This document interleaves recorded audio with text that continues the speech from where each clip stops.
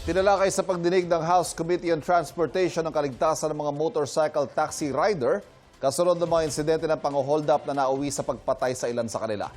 Kabilang sa mga mungkahi, pagsuotin sila ng body camera habang buwibiyahe. Upload naman kaya yan sa mga motorcycle taxi rider. May unang balita live si Gabriel Gonzalez. Gabriel, anong sabi ng mga rider na nakausap mo? Ivan, pabor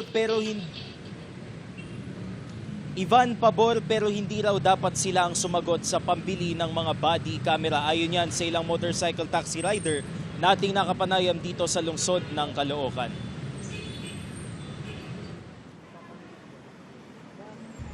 Dalawa ang anak ng motorcycle taxi rider na si Gerald Morada.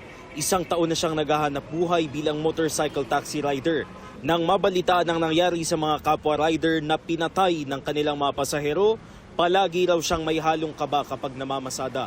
Kaya pabor siya sa mga plano para mas matiyak ang kanilang kaligtasan, gaya ng pagpapasuot sa kanila ng body camera.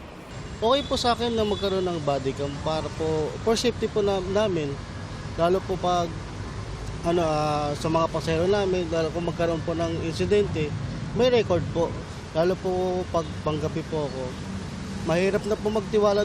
Sa pagdinig ng House Transportation Committee kahapon, napag-usapan ng ilang hakbang para mas matiyak ang kaligtasan ng mga pasahero at riders, kabilang ang police visibility, pagsusuot ng body cameras, user verification at insurance. Binigyang diin ng Highway Patrol Group o HPG ang kahalagahan ng intelligence operations at police visibility.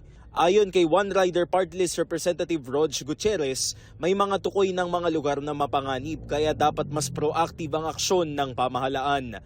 Mungkahi ng HPG magsuot ng body camera ang mga rider at ang operator o ride-hailing company ang mag-provide nito. Kung kaya pong i-provide ng kanilang operator na may body cam din. Para malaking bagay po yun, sir, na deterrent sa na alam natin na lahat ng riders, meron siyang monitoring ng camera. Ayon naman sa LTFRB, binabalangkas na ngayon ng isang circular para sa Know Your Customer Verification para sa 4-wheel at 2-wheel vehicles, kung saan kailangang magrehistro ang pasahero gamit ang government ID at may real-time facial verification para makagawa ng account. Kung hindi verified ang nag-book, pwedeng kanselahin o hindi tanggapin ng rider ang pasahero. Pabor naman ng iba pang rider sa mga panukala kasama na ang pagsusuot ng body camera. Pero sana raw hindi sila ang sasagot sa gastos nito. Ako sa akin payag ako kasi para sa amin yun, safety rin namin.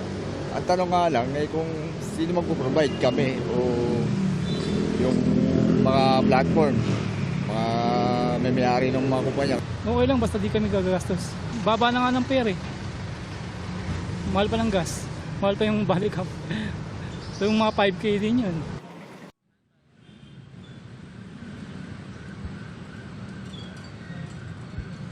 Iba na nanawagan naman ang mga riders sa mga ride-hailing app o company na repasuhin ang kanilang polisiya na maaaring masuspend o ma-restrict ang kanilang mga account kung nagkakansela ng booking. Ito ay habang wala pang malinaw at maayos na guidelines para matiyak ang kaligtasan ng mga rider at ng mga pasahero.